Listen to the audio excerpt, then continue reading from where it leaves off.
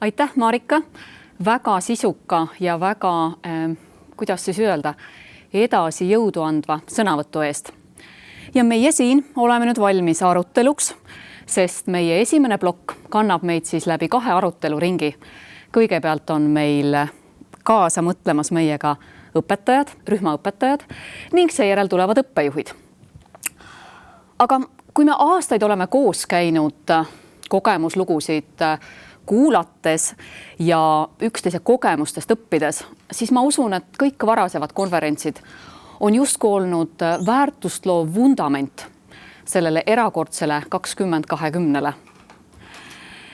Aastale, mis veeredes sarnaselt nagu üks 6-tahuline mänguklots pealtnäha jättis nagu kõik samaks. On lasteaiad, on rühmaõpetajad, on lapsed, lapsevanemad, on tugistruktuur ja on õppekavad. Aga mis ja kuidas toimetati lasteaedades päriselt? Ma palun ja ütlen tere ja suur aitäh kõigile meie esimese vestlusringi osalejatele. Ja ma palun, et kui sobib, siis räägime esimeseks teemaks uuest reaalsusest lasteaias. Öelge, mis läbi selle aasta on teid kandnud? See uus reaalsus sai alguse tegelikult siis märtsis ja võib öelda, et täiesti poole märtsi pealt. Ja ilmselt oli igas lasteaias see alguses päris suur segadus. Segadus oli nii juhtkonnal, õpetajal, lapsevanemal. Lapsevanem ei teadnud, eelmine päev mul oli rühmas 18 last. Järgmine päev oli 2 ja esmaspäev ei olnud enam ühtegi. Lapsevanem ootas samamoodi nagu ka meilt infot. Kõik oli hästi keeruline, segane selles mõttes.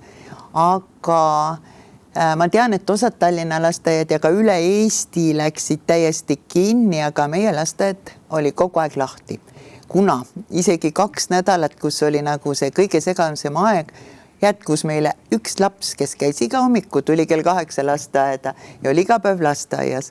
Ja siis tekkis mõte, et kuidas nüüd olla selle lapsega. See ei olnud meie rühma omaga, aga siis otsustasime, meil on 6-rühmaline lasteaed, et iga rühm saab 1 nädalapäev seda last valvata. See oli tõeline rõõm selle kohta. Aga edaspidi juba, mida me kõige rohkem nagu õppisime sellest, oli Zoom-keskkonna kasutus, mille peale me polnud kuulnud sellest, me ei osanud seda kasutada ja tegelikult selgus, et õpetajad on ka lasteaiaõpetajad väga kiiresti võimelised seal tegutsema ja selle keskkonna kasutamise ära õppima, aga kohe tulid välja ka muidugi sealt kitsaskohad, mis meil oli. Paljudel arvutitel ei olnud kaameraid, mikrofone. Ja teine asi oli see, et internetiühendus oli väga katkendlik aeg-ajalt. Ja minu jaoks näiteks on uus reaalsus see, et me peame näiteks hommikul lapsi õues vastu võtma, mis on väga tore, sest isegi olen avastanud näiteks kell 7:30 ennast lapsega jalgpalli mängimas. Et tavaliselt ma seda ei tee, aga kui ma olen tööl, siis 7:30 palun väga, mängin jalgpalli. Ja see annab ka värske õhk, teatavasti on ju hea ja see annab ka võimaluse nagu lastevanematega rohkem suhelda, siis et võtad lapse vastu, ikkagi paar sõna saad talle ütelda midagi või kuulata, mis tema arvab asjast. Et siis õues vastuvõtmine ja palju õuesoleku aega. Et kas võib juhtuda, et nüüd siis on olukord selline, et lasteaed kuulubki täielikult lastele ja rühmaõpetajatele, kes korraldavad laste tööd? Ning lapsevanemad on jäänud justkui ukse taha. No tegelikult just nimelt, et lapsevanemad ongi jäänud ukse taha, et sõna otseses mõttes. Ja. Mis tähelepanekuid veel? Kas oli ainult kõik, mis kandis sellest erakordsest kevadest läbi tulles või läksite millegagi alt ka?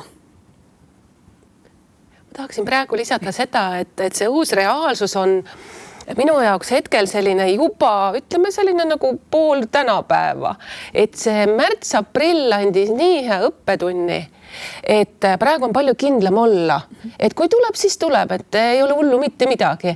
Lihtsalt tõesti märtsis täiesti toetan Eerika lause, et õpetajad õppisid üle öö ära. näiteks selle Zoomi.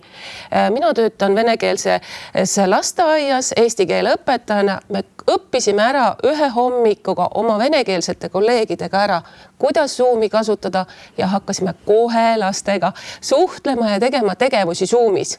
Hetkel olid meil koolilapsed ja väga hea oli nendega korrata kõiki eestikeelseid laule, luuletusi ja venekeelsed õpetajad tegid hommikuringe ja isegi meisterdamist selles keskkonnas.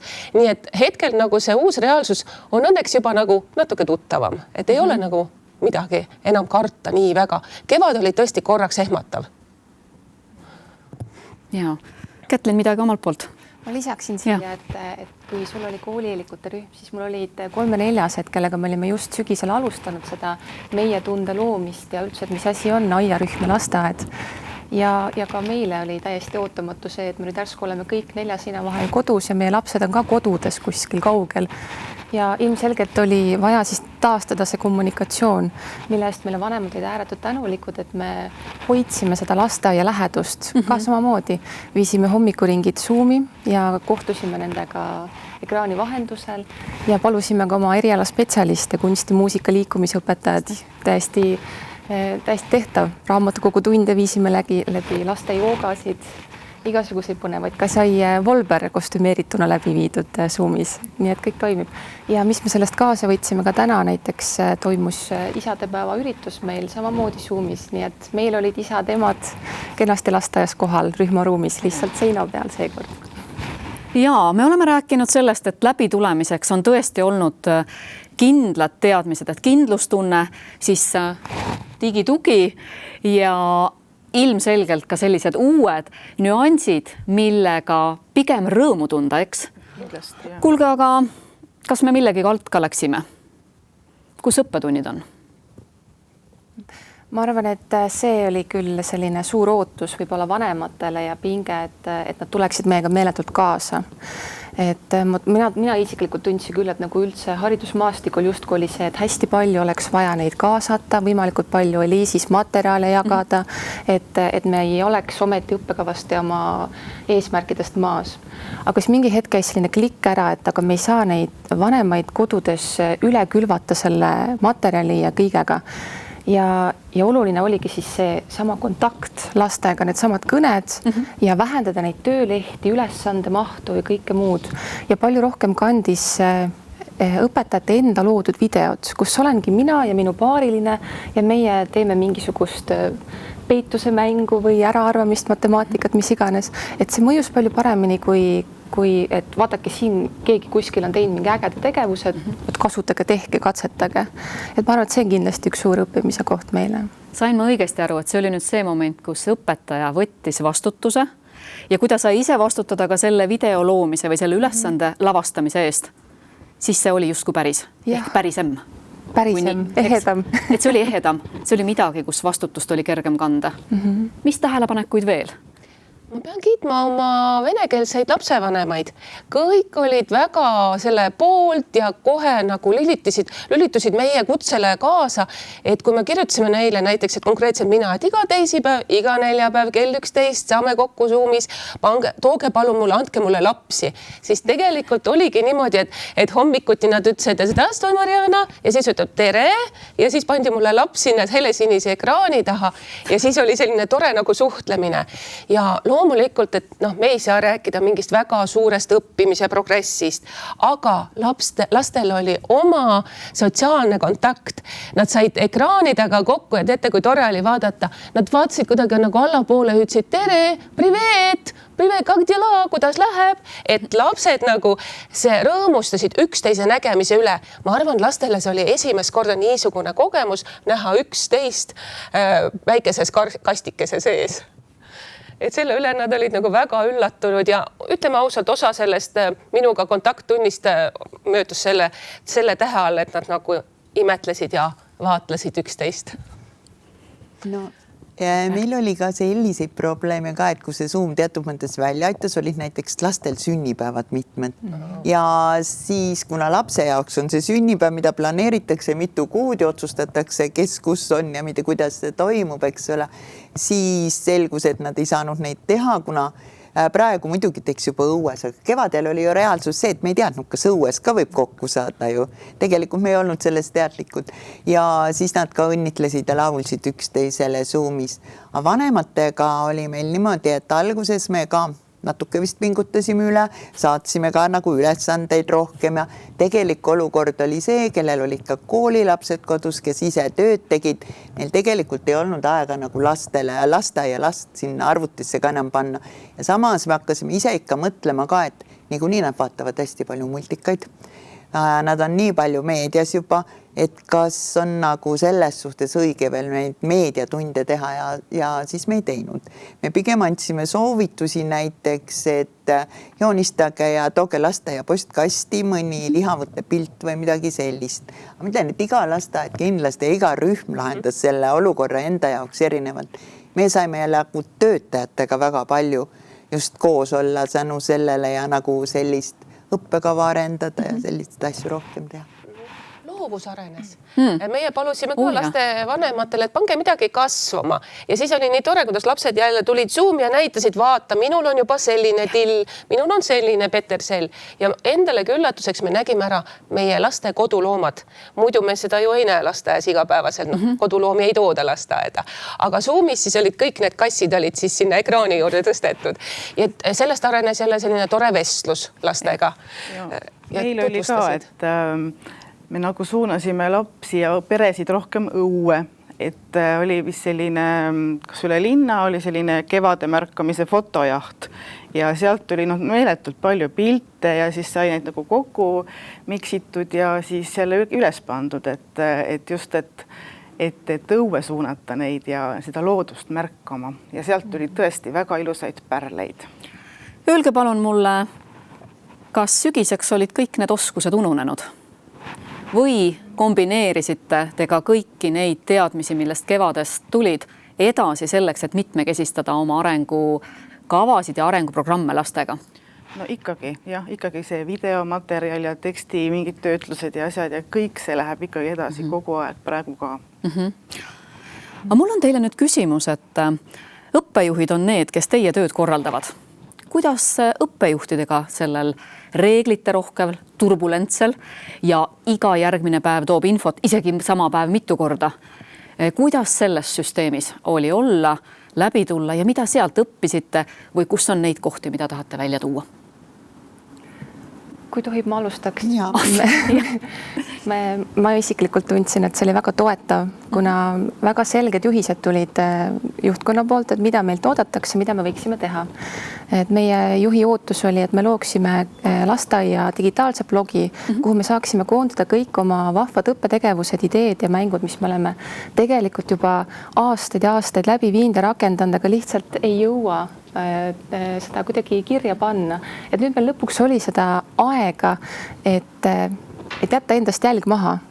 Ja täna me kasutame siiamaani oma õppetegevusi planeerides neid samu näiteid, mis ongi meie lasteaiablogis üleval. Et see on hästi lihtsustanud meie tänast planeerimistööd. Et mingil hetkel oli see ka justkui nagu ettevalmistus selleks, et uut õppeaastat võttagi mitmekesisemana. Hästi. Mida veel õppejuhtidega tööst? Minu juhtkond andis meile küll täiesti vabad käed, nii et iga rühm valis selle tee, mis temale rohkem meeldis. Näiteks ma tean, et meie lasteaias üks rühm valis selle Google Classroomi keskkonna, et selle kaudu anti ülesandeid, suheldi lastevanematega, nad olid väga positiivselt üllatunud.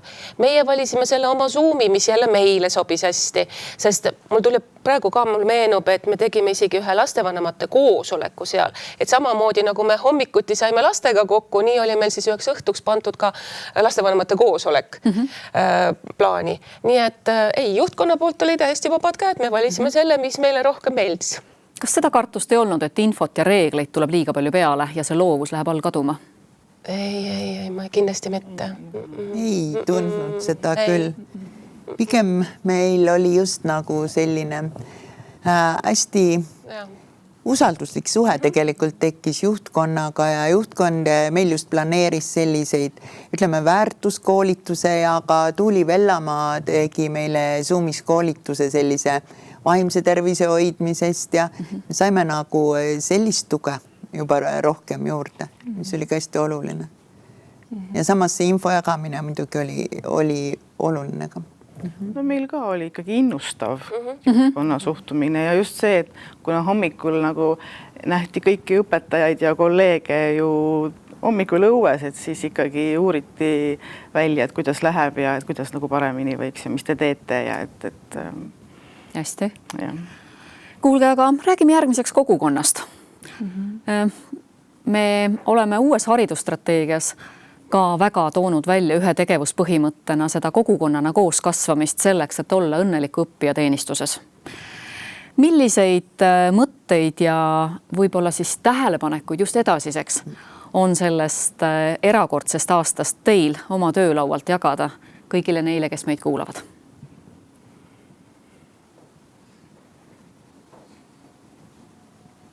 Ma arvan, et siin on see märksõna ühtekuuluvustunne ja kommunikatsioon. Et see eriolukord justkui tõestas, et me oleme oma lasteaia perega üks pere. Ja kolleeg seisis kolleegi kõrval, vahet ei ole, kas me olime siis, kes olid need kolleegid, kes töötasid lastega koha peal ja kes olid need kodudes siis, kes digivaramud koostasid ja kes zoomisid ja nii edasi. Aga me kõik olime justkui selles tundes üheskoos ja me jätkame selle tunde pinnalt, et see jälle nägemisrõõm ja see väärtustamine, et me saame olla ühes ruumis koha peal ja meil on lapsed kohal täna lasteaias. No see on tõeliselt see tänutunne on niivõrd suur hinges.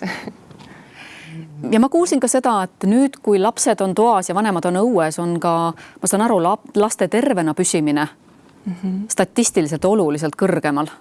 Aga kuulge, kogukonna teema, et just, et see ühtekuuluvustunne, et mitte seda ära kaotada, aga milliseid taipamisi just veel? Lastevanematega nagu tihedam suhtlemine, et see aitab praegu väga palju kaasa. Telefonikõled, meilid, ka need hetked õues korraks, kui sa selle lapse üle annad, mõnikord ka mantel selga ja õue lapsevanemaga vestlema. Et kindlasti selline tihedam koostöö, kui vanasti oli see kuidagi loomulikum, et nägid õhtul, ütlesid tere, kõik oli päeval hästi, aga nüüd on nagu selline tihedam ja läbimõeldum on see koostöö lastevanematega. Ja ma tunnen, et see ei ole enam niivõrd iseenesest mõistetav. Et siin on ka see õpetaja väärtus ühiskonnas väga tõusnud ja rühmas. Ja vanemad näitavad oma tänulikkust ka välja rohkem ja tõesti sõnadega. Ja. Neil on ka meie jaoks sõnu, eks? Just. Ja. Nad kas või kiidavad seda visiiriga, et Mariana visiir, ma ütlesin jaa. Et kõik on selleks tehtud, et mina püsiksin terve, et mina saaksin vastu võtta hommikul teie lapsi ja selleks, et teie saaksite tööle minna. Eks? Et see on selline väga tihe ja austav koostöö. Isegi siis, kui see tööleminek tähendab seda, et ma lähen koju tagasi, avan arvuti, panen klapid kõrva ja iseenesest olen justkui kodus ja kannan võib-olla isegi süütunnet, et laps on lasteaias, eks? Aga tema saab oma tööd teha ja mina igati püüan teda aidata selles. Just. Ja meie saame oma tööd teha. No just. Pole kunagi nii suur rõõm olla tööle minna kui praegu. Seda on küll suur rõõm kuulda. Et kui sa mõtled jälle, et aprill, märts, ei taha, praegu on nii hea, saab tööle minna. Et sul on lapsed ja see normaalne elu võib ja oleme hästi ausad, õpetajad unustavad isegi oma nime õhtuks ära. Et see, mis väljapool toimub, tuleb õhtul Aktuaalse kaameraga sulle reaalsuseks. Aga päevane asi on mõnus ja rõõmus ja tore. Kas ma saan siis aru, et see sama sõna, mida Marika oma avakõnes rõhutas, see kohalolu?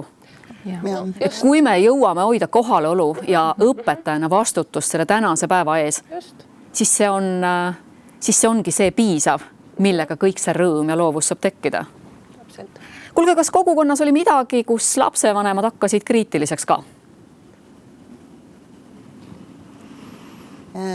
Seda ei saa otseselt öelda, õpetajaga ei olnud nad mitte kunagi minu arvates kriitilised ja kui neil on nagu võimalus enda neid mõtteid juba ennem öelda, kui kriitiliseks minna nagu nende soovidega, kui arvestatakse, siis tegelikult ei hakka nad kriitiliseks küll mitte. Aga muidugi on see, mis on kogu aeg olnud õhus, et terve haige laps, milline on terve laps, milline on haige, milline laps võib lasteaeda tulla, milline ei või. Võib-olla selle nad võtsid natuke teravdatud tähelepanu alla küll. Et ikkagi, et võib-olla mõeldakse rohkem läbi, kas minu laps on ka piisavalt terve. et minna, et kerge on öelda, et näed, see laps seal kõrval aevastab või köhib, aga just see, et nagu enda lapse eest vastutus tuli juurde minu arvates. Praegu sellepärast ongi kohal käimine on tõesti väga suur, sest lapsed on terved, kuna ei tule haigeid lapsi lasteaeda. Väiksema kui nohuga kohe jäetakse koju, et kui vanasti püüti ikkagi nagu ära saata, et läheb äkki üle, siis nüüd on kindlasti see nohu on juba selline, mida vanem vaatab tõsise pilguga ja mõtleb, et mis selle taga on, et kas ma viin selle oma nohuse lapse rühma või ei vii. Tõesti väga hea kohalkäidavus on praegu rühmades. Kas õpetajad selle pealt ka väsivad? Pigem ma rõõmustaks, et nad on terved. Jah, terve laps on ikka terve laps rühmas ja samas sa saadki hoida seda lapsi, nagu nad ise on ka nii õnnelikud teisi lapsi alati nähes, ütleme. See, mis kevad, meil oli nii, et 1. maist hakkasid nagu äkki kõik siis kohale tulema ja need, kes juba kohal olid ja nii kui nad nägid juba neid, see tuleb, see üldse ei lugenud, kas ennem oli mu parim sõber või ei, kõik võeti nii rõõmuga vastu. Lihtsalt praegu mina töötan liitrühmas ja seal mul on 27-aastased lapsed, siis nendele 2-3-stele tehakse ka väga palju nagu puhkepäevi, et võimaldatakse kodus olla ja see nagu ütleme, et kui sul üks päev on seal tõesti 18 last, siis järgmine päev sul võib-olla on 10, et see kuidagi nagu ka õpetajat nagu hoiab. Et seda väsimust nagu nii palju ei teki. See on tõesti tekkinud juurde, et lapsevanem ise ka hindab juba kriitilisemalt oma lapse sellist vaimset rahulolu ka, et kuna see pikk periood oli kodus, nad harjusid sellega ära, siis võetaksegi täna ikka veel üks päev nädalas puhkepäevana või hoitakse lapsi kodus. Isegi suuri selliseid nagu koolieelikuid ka, et nad jah. Kas ma kuulen siis õigesti, et see kogukonnana toimetamine on läinud justkui mõistlikumaks ja tähendust loovamaks nii selleks, et väärtustada õpetajat, nii selleks, et väärtustada ka last kogu oma ka vaimse tervise ja jõuga, et kuidas ma selle töönädalaga lasteaias hakkama saan. Kui ka omalt poolt teiega, et see on väga mõnus mõte, et ei läinud digi üle pakkuma sellel ajal, kui nii ehk naa võib, et nad selle digiekraani taga seal üsna hoogsalt distantsil olles juba olid, eks. Et seal on nagu mõnusat avastamist ja just ka kinnistamist, et kuidas me seda nüüd sellel hooajal ka hoiame. Kuidas me ei lähe tagasi? See digi peab olema õige digi, see on selline tõesti suhtlemist pakkuv, kordav digi, mitte lihtsalt mingit sellist mutikat pakkuv asi, eks ju. Et kindlasti, et see nüüd hetkel on see nagu mõtestatum, mida me pakume. Väga lahe. Aga mina ütleks seda, et seda digi peab olema kindlasti õiges mahus. Aga et meie oleme ka andnud kodus lastevanematele nagu ülesandeid koos lastega teha ja siis pärast toovad siis need ülesanded tagasi lasteaeda, et me saame ka vaadata, et see on ka nagu selline kvaliteetaeg lapsega kodus veeta. Et mitte ainult lasteaias ei toimu õppetöö, vaid kodus ka ikkagi. Jaa.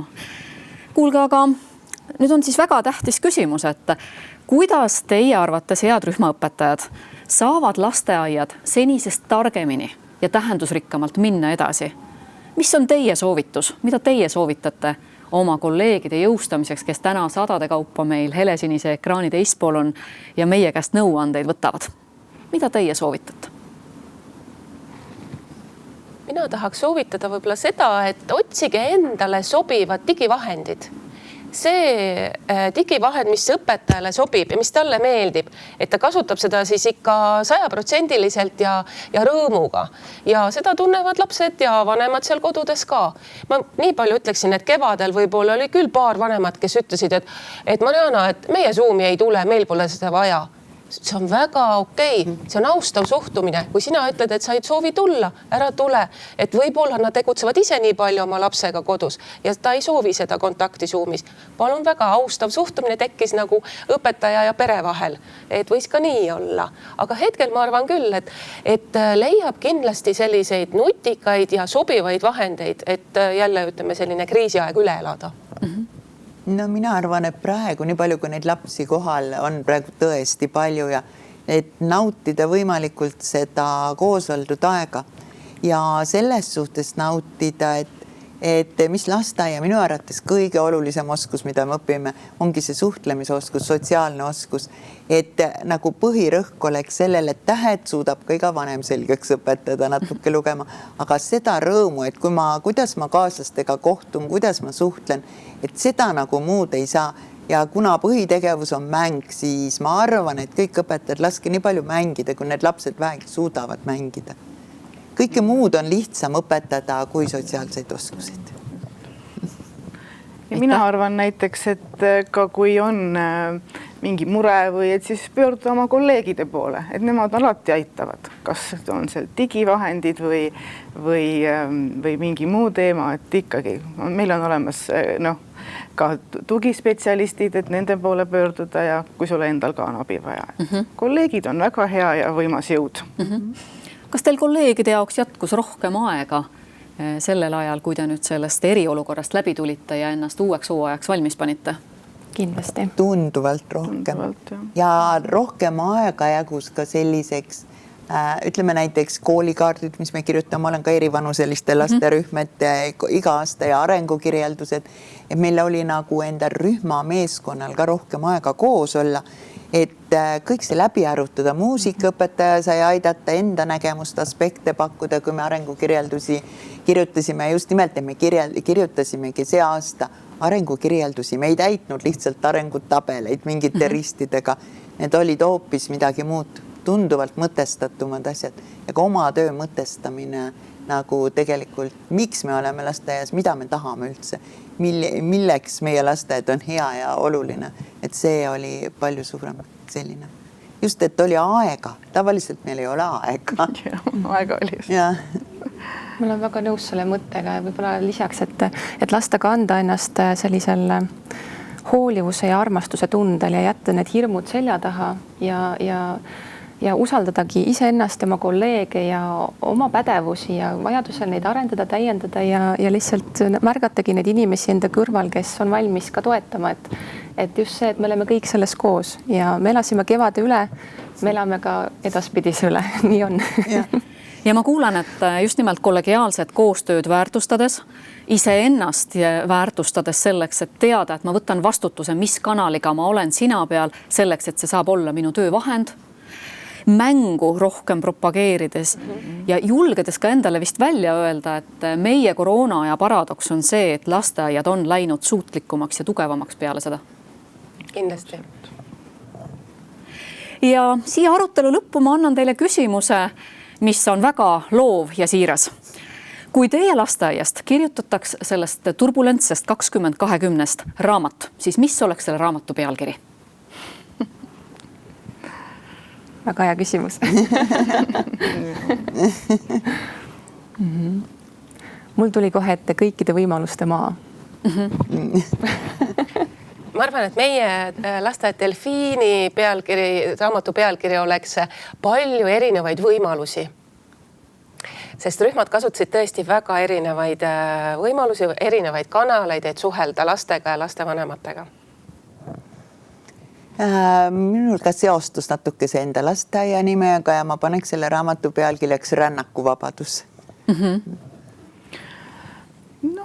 Ma ei teagi, et võib-olla just see, et kui ma enda peale mõtlen ja teiste peale ka, siis ikkagi see kolleegide aitamine ja selline kollegiaalne toetus. Et see kollegiaalne jõud, mis teie majast teid läbi kandis. Hästi. Kuulge, aitäh, meie selline suurem osa arutelul soovitud teemadest on läbi käidud. Kas siin istudes on tulnud teil midagi, millest te tunnete, et te tahate omakorda veel jagada selleks, et teeme siis nüüd lõpuringi ära? Raamatu pealkirjad on antud. Ma loodan, et need raamatud ka päriselt tulevad vähemalt, miks mitte digis, miks mitte oma raamatu vahendusel kas või oma laste poolt loodud raamatutena. Ent mida soovite öelda selleks, et tänast arutelu teiega kokku võtta? Et kolleegid on väga toredad, aga ikkagi, kui sa oled seal keskkonnas sees igapäevaselt, siis tuleb endale meelde tuletada, et ma saan hakkama, rahu, ainult rahu. Ma arvan, et me paari aasta pärast mõtleme tagasi selle praegusele aastale ja mõtleme, et küll see oli ikka üks veider aeg ja muud mitte midagi. See oli lihtsalt üks väga veider aeg, mille saab täiesti edukalt üle elada. Ehk et julgeme ennast visualiseerida edasi, mis iganes see uus normaalsus siis meie jaoks ei ole, teadmisega, et see muljemeeter ometigi kevadel ikka põnksus päris hoolega küll siia ja sinnapoole. Hästi, aitäh! kõik, mis ei tapa, teeb tugevamaks ikkagi ja vaadata seda lihtsalt rõõmsalt poolt ja võtta päev korraga. Tegelikult me ei tea, mis on homme, mis on ülehomme. Ja elamegi päev korraga, naudime seda päeva ja oleme hetkes. Oleme tänulikud selle eest, kuhu me oleme tänaseks jõudnud. Oleme tänulikud oma lastele, laste vanematele, kolleegidele, juhtkonnale, et meid on toetatud ja hoitud ja et meil on antud need vabad käed tegutseda ja et me saame siin selle pinnal edasi jätkata oma tööd. See on väga väärtuslik, ma leian. Kuulge, aga suur aitäh teile siin arutelus osalemast ja kui lubate, siis vahetame nüüd toolid ja ootame meie järgmisesse aruteluringi õppejuhte. Aitäh teile ja ilusat õppeaasta jätkamist kõigi nende mõnusate väljakutsetega, mida te enda poolt välja tõite. Aitäh teile!